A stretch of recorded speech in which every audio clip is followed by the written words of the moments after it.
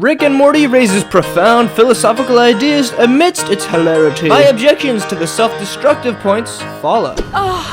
Unity, I am so sorry. I didn't know freedom meant people doing stuff that sucks. I was thinking more of a choose-your-own cell phone carrier thing. Summer's exclamation voices the opinion of the socialist. In this episode, we meet Unity, a hive mind which controls the minds of an entire society. World peace achieved. Nice. Summer advocates for the freedom of these individuals throughout the episode. Morty, open your eyes. There is no they. These poor people's bodies are being used. They're a planet of puppets.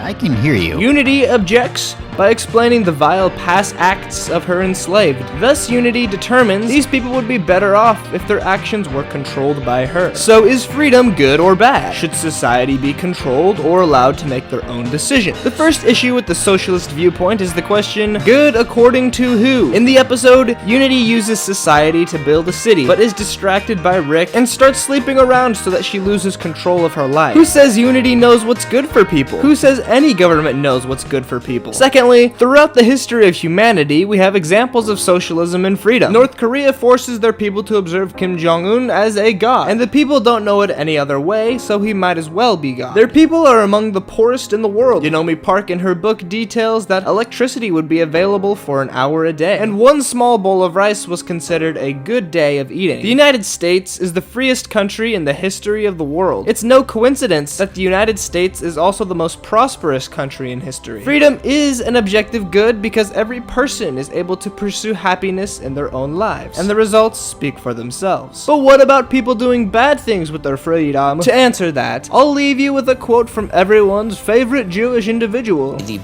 notion that God has to limit himself to allow for free choice, that is the ultimate act of love, is allowing somebody who you love to make choices. And one of the hardest things for me is I have a 9-year-old daughter, and she is, doing her math homework, and I can see that she's working on a multiplication problem, and in the middle of the problem I can see she's doing it wrong, right? And you can step in and you can tell her she's doing it wrong, and you can correct her, or you can let her go through the entire process and discover for herself that she's doing it wrong, and go back and learn how to correct herself and actually make herself stronger at math. Hey, Morty, let me ask you a question real quick.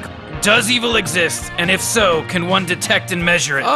Rhetorical question, Morty. The answer's yes, you just have to be a genius. Google defines evil as profoundly immoral and wicked. Rick admits to evil existing, but this is contrary to his philosophy of nihilism, which is the philosophy of rejecting principles and morality because existence is meaningless. Rick believes he is so smart that he discovered that nothing matters. But if nothing matters, it's inconsequential whether you do good or bad. If something is evil, then in all cases you should not do it. And if evil exists, then its polar opposite must exist. Good is something that in all cases you should do. Knowing that there are things you should and should not do defies the idea of nihilism. To tie it back to the previous point, freedom is good and socialism is bad. Listen, Morty, I hate to break it to you, but what people call love is just a chemical reaction that compels animals to breed. It hits hard, Morty, then it slowly fades, leaving you stranded in a failing marriage. I did it. Your parents are gonna do it.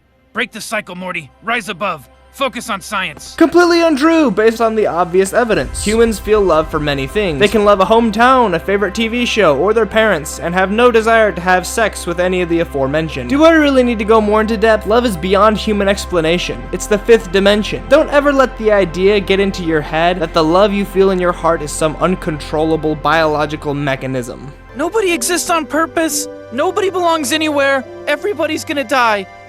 Come watch TV. Of all the ideas in this show, this is one that I feel most desperately needs to be objected to. Let's abide by Morty's philosophy for a second. Nobody exists on purpose. Reality would equal zero whether you're subtracted from the equation or added. Nobody belongs anywhere. Your actions are meaningless whether they're done here or somewhere else. Everyone is going to die. You can't change that, so why bother doing anything? What a self-destructive philosophy. Your actions today won't be remembered by anyone in 100 years, much less 1,000. Does that make them meaningless? Maybe to them. Every moment has meaning in its own time. What's meaningless about falling in love? How is romanticism invalidated by a not yet born person's ability to remember it? What's meaningless about laughing with your friends and family? What's meaningless about the satisfaction of a hard day's work? Do these things not carry out the meaning of the world? to those who observe them. Without God, life might as well be meaningless, because doubtless you will die. You've been called to do something that only you can do. You get to enjoy life and all the blessings in it. Meaning exists